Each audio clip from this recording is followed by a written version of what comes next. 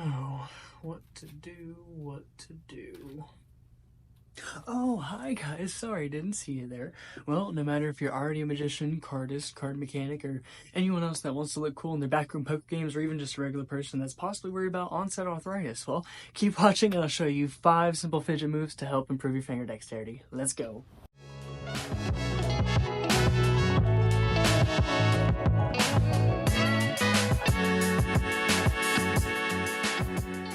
First, let's define what is finger dexterity. Finger dexterity is the ability to make precisely coordinated movements of the fingers of one or both hands to grasp, manipulate, or assemble very small objects. So what that means is just being able to take each individual finger and have independence in it. Let's get into the first one.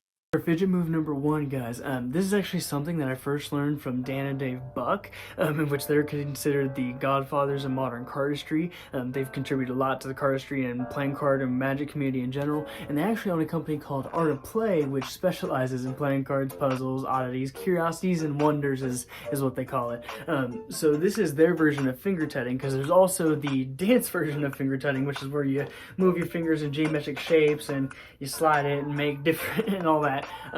This is not what we're talking about today because I'm not that coordinated, but I'm coordinated enough to do this. So what they did is they put their hands together like you're high-fiving yourself and obviously lining up all your fingers. So the goal is to move one set of fingers at a time, not multiple. So you just want to move one set of fingers and all you're doing is crossing them over right once, both sides.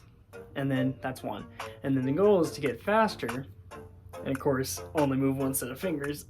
That's number 1, on to number 2. For fidget move number 2, I actually learned this one from Garrett Thomas, first from his YouTube channel, which I'll actually link down below as well.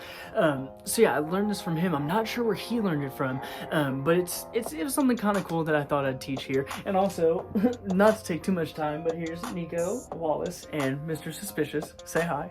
Hi. But anyways, put your hands horizontally like a table, right? And what you're gonna do is with each finger, you're going to curl each individual finger in, and obviously the others will follow, but you want to do it smoothly and very fluidly. Now, I can't do it too smooth with my right hand because I got a broken finger, but that's for another video.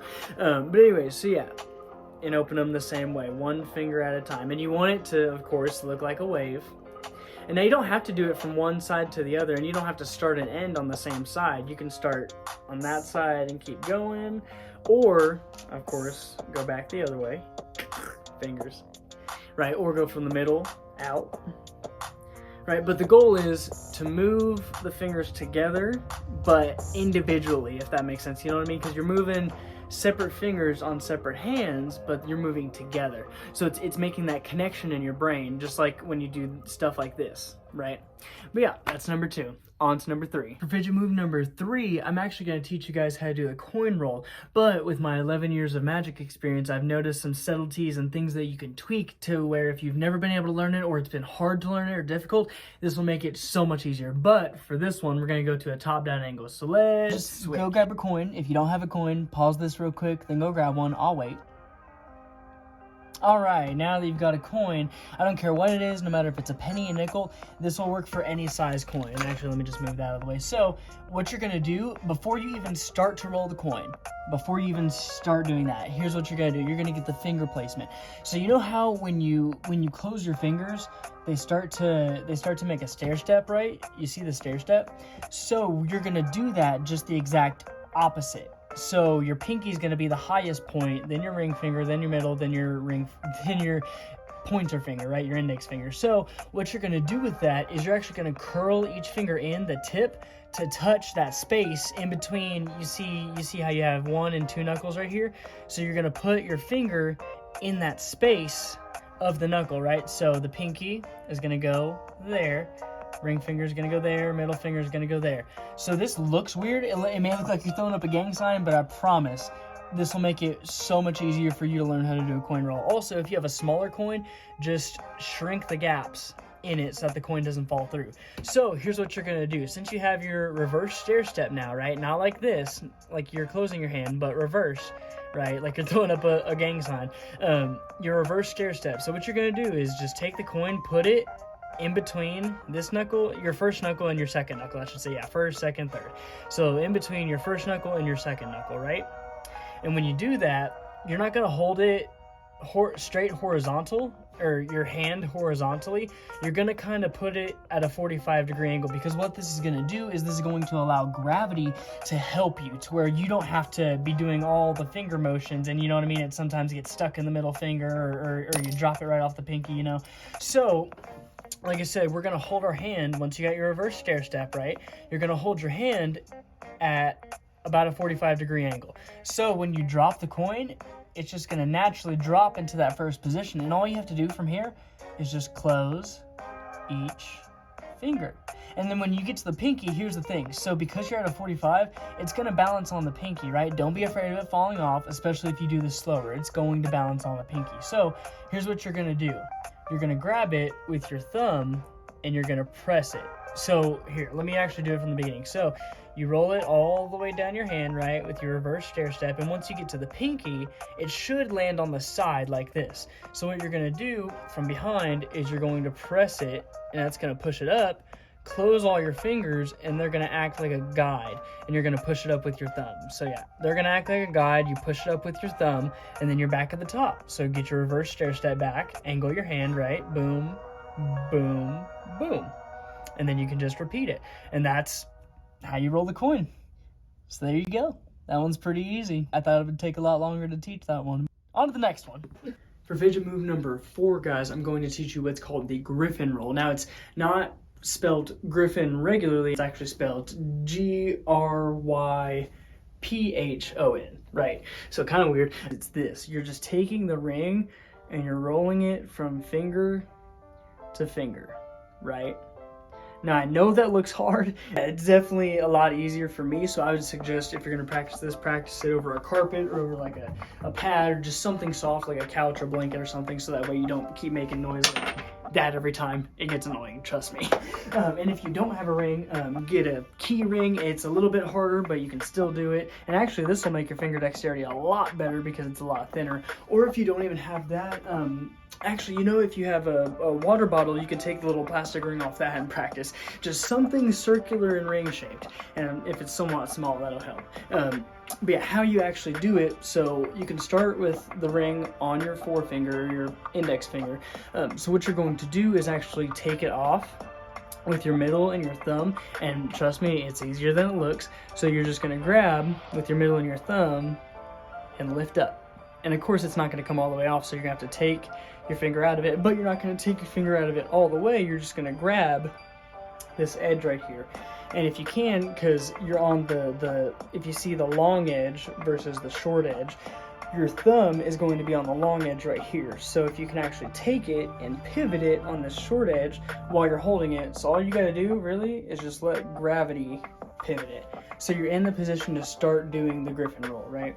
So once you're in this position, all you got to do is almost like you're pinching and pulling up with your fingers. So you're pinching and pulling up. That's the motion. So pinch, and really once you pinch, that's what did that. It did it. It made it flip to the other side. So then you're just going to come and contact it with the other finger, and instead of keeping pressure right here with the index finger, you're just going to move the index finger to where the middle finger is contacting the ring. So you're just shifting your index finger so that way you can let go with your thumb, right? And then you do the same exact thing. You do the pinch motion with your right finger. So you just pinch, or bring your right finger up, I should say, right? And then you're shifting, pinch, shift, pinch. And then you do the exact same thing to go back, right? So pinch, shift, pinch, shift, pinch, shift, shift, right? And so if you keep doing that over and over, it starts to look really cool. Now, if you master that version of the Gryphon roll, there's an advanced version where you can take it like this. Here, I'll show you. So you take it across, right, one time, you come back, but you stop when your middle finger, when it's in between your index and your ring finger, and your middle finger is about to come off, right? So what you can do here is, instead of continuing it, you can take your middle finger out, back, pivot it up, if it'll do it, jeez. Wow. Until I drop the ring. Prayers. Anyways, so like I said, whenever you get it all the way going, and then you come back, put your middle finger under it, and it should pivot up like that.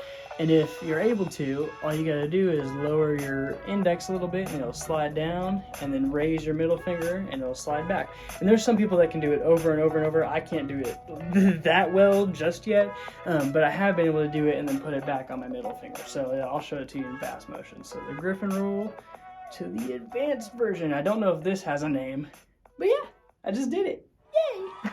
But that's fidget move number 4. On to number 5. And we've come to the 5th and final fidget move, guys. This one's not just one fidget move, it's going to be multiple. These ones will help aid the others, if that makes sense. I saw these when I first was getting into magic, and I watched Rise Magic's channel.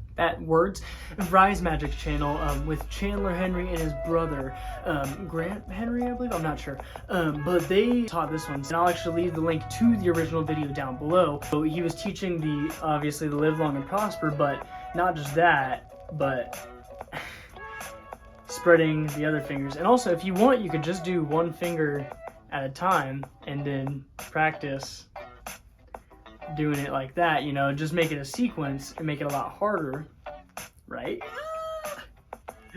Apparently my left side of my brain doesn't like to work as much as my right side. So yeah, the live long and prosper exercise, but then there's also finger crosses, where you're crossing your fingers on either ends, but then you can also cross them in the middle, right? And you can also cross your indexes with your ring fingers. It's just a little bit harder. And you can cross your indexes with your pinkies, actually. So these all just help to connect the neurons in your brain that tells your fingers that they're independent. That's not just one whole hand, you know what I mean? Like Minecraft or Lego. But with the finger crosses, that's another one. The last one, these are actually called finger touches. So you can do these, you can do it down the line, back up, of course, and you can do alternating fingers, right? There's that one. I'm trying to think of any others that I know. Do I know any more? Oh yeah, I know this one. Did I even do it right? No, I didn't. I'm so dumb. I love how I tried to make a joke and didn't even do it right. If you've watched this far, thank you. I really appreciate it. But I just want to hop in here last minute and say, as you're working on your finger dexterity, you'll be able to do more things. And not necessarily like one-handed cuts. You'll be able to just do one thing with one set of fingers while the other fingers are holding something. You know, that's pretty much what I mean. But don't forget to like, subscribe, comment down below, all that good stuff. And until next time, peace.